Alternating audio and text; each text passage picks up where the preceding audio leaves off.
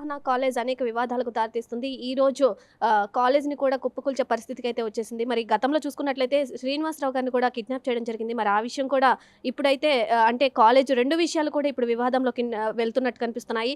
అసలెందుకు ఈ పరిస్థితి వచ్చిందనేది వంకాయలపాటి శ్రీనివాసరావు సార్ చెప్పండి, ప్రిన్సిపల్‌గా ఉన్నారు. కానీ సడెన్‌గా ఇలాంటి కాలేజ్‌ని ఒక్కసారిగా కూల్చేయడం ఏంటి అసలు? ఇప్పుడు మాకు సుప్రీంకోర్టు జడ్జిమెంట్ వచ్చింది మొన్న థర్డ్‌న.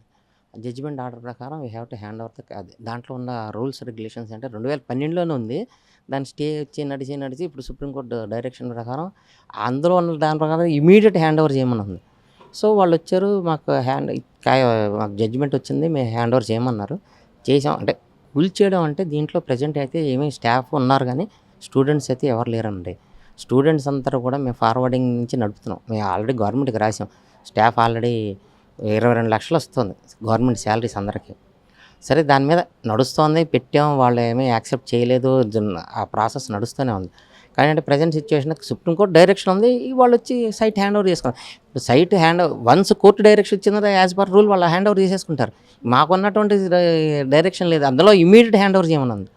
ఫస్ట్ 2012లో ఉన్నదాన్ని స్టే చేసి దాని మీద అలా గొడవ నడుస్తూనే ఉంది. ఇవాళ అది అయిపోయిన వెంటనే వాళ్ళు మొన్న వచ్చారు, జడ్జిమెంట్ మాకు కాపీ ఇచ్చారు. మేము దాని ప్రకారం ఈ ప్రజెంట్ ఇదైతే ఉంది కానీ మా దగ్గర రికార్డ్స్ అయితే ప్రెషర్గానే ఉన్నాయి. అన్నీ చూశాను నేను. ఇప్పుడు రికార్డ్స్ అన్నీ ఉన్నాయి, ఎస్ఆర్లు ఉన్నాయి, ఇవే పోలా. వాళ్ళ దాని వరకు డెమాలిష్ చేశారు. మిగతాది కూడా ఇప్పుడు ఎన్ని చేయలేదు, ఇవన్నీ అలాగే ఉన్నాయి. ఇప్పుడు క్లాసెస్ నడిపితే నడపచ్చు కానీ క్లాసెస్ నడపడానికి కూడా ప్రజెంట్ స్టూడెంట్స్ లేరు మా దగ్గర. అది అలా నడుస్తూనే ఉంది. కాబట్టి as per court directions we have to follow. మేము హ్యాండ్ ఓవర్ చేయాల్సి వచ్చింది. కదా అని చెప్పి స్టూడెంట్స్ లేరు అని చెప్పి చాలా మంది అంటూ ఉన్నారు. లేదమ్మా, స్టూడెంట్స్ నా దగ్గర లిస్ట్ ఉంది.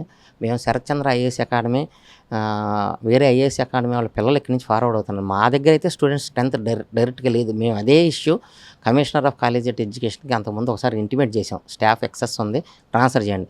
పట్టి కూడా 6 months అయింది, వాళ్ళు కూడా ఏం స్పందించాల. అందుకని ఇక్కడ ఏమీ స్టూడెంట్స్ ఏమి డైరెక్ట్గా మా దగ్గర లేరు. అది నడుస్తూనే ఉంది. అది ఆల్రెడీ అంటే ఓపెన్గా చెప్పేది కాదు, అది ఆల్రెడీ నడుస్తూనే ఉంటుంది.